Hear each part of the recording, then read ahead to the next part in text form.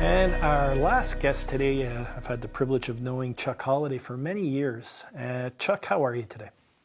Doing very well, Brian. How are you? Thanks for having me. Hey, it's a pleasure. Chuck, you know, a few months ago I was sitting down and I see this thing come up on my news feed. Geez, Chuck Holliday has written a book, What DIVOC, Dating in a Pandemic, What Could Go Wrong?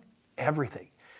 And I thought to myself, wow, like, you know, how cool is this? Who would have thought? Why did you write the book, Chuck, if I may ask you?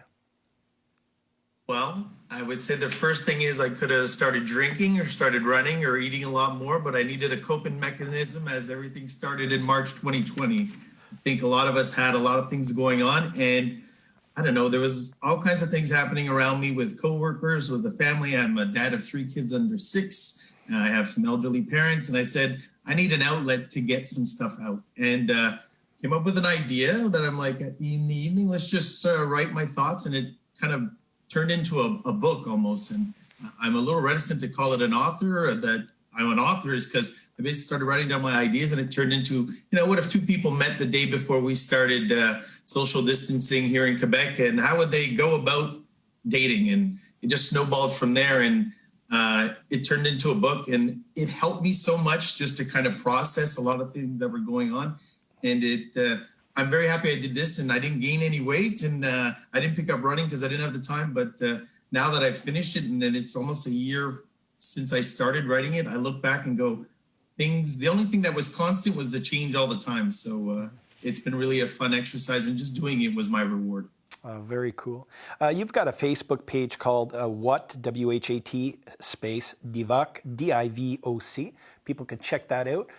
They can also purchase the book through Amazon. And you've been giving the majority of the money made from this. You gave money to the food bank, a local food bank, and to Women's Auxiliary Hospital in Ormstown. Really nice.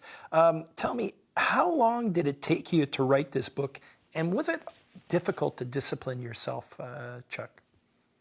Well, I was never to make money. Well, I didn't actually think I would be able to sell any, first of all. So, I mean, it was never a thought that I thought was going to happen. But so like I said, I started in March, and I would do it in the evening. I work at the New Frontier School Board in adult education. So I have the full-time day job, and a lot of things were in upheaval, of course, in the education sector, and of course, family being there. So I'd say I finished in September 2020, bits and pieces, a little bit on the weekends, a little bit in the evening. And like I said, it was almost my oasis to just have some time to reflect. And lo and behold, after I kind of finished in September 2020, I said, well, it could be just a Word document, or what could I do with this? And I did a little research and figured out how to self-publish. And once I did that, I sold some copies to some friends and family. Thank you very much. And I said, how can I do something positive with the outlet that I've done? And I donated it to 2 local charities who were doing a lot of great work. And it was just a way to give back, to try and do something for other people who were doing so much for others, right? And at the end of the day, you know, it's all about perspective. And what I really enjoyed about the process, I guess if I look at what my book was about, it could have been about dating, but really it was more about family. And whether that's you're caring for an elderly person in your family, your children, you know, whether they're young or old, how are they dealing with it? And the importance of that, and the gratitude. I think that's what has struck me the most is life is a funny thing. And I want to be very grateful for the people I have in my life and the moments that you have, because you never know what can happen. And I was just listening to your previous interview about, you know, being positive.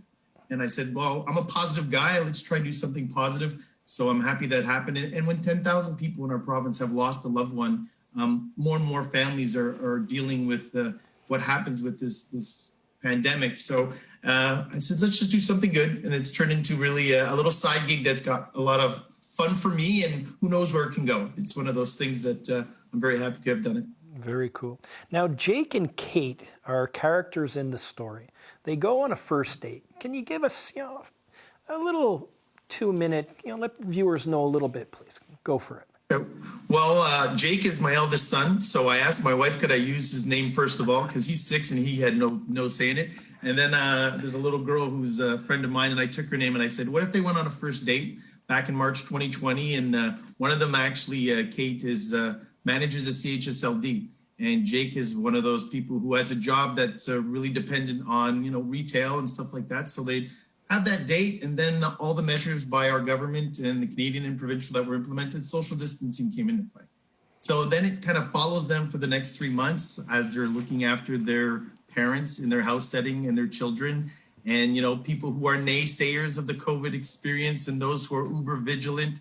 I mean, we just look around of all the things that were happening, and I just took bits and pieces, and it kind of wrote itself. So month by month, I would keep going, and I kind of knew what the beginning was, and I knew what the end would be, because, I wanted to make it as a little story about our part of the world, a little piece of Quebec happening on the South Shore in Montreal, and our reality. I threw in the part with the whale that was here, and the other kind of things that were happening around us. And it kind of follows the journey of a bunch of different characters for those first few months.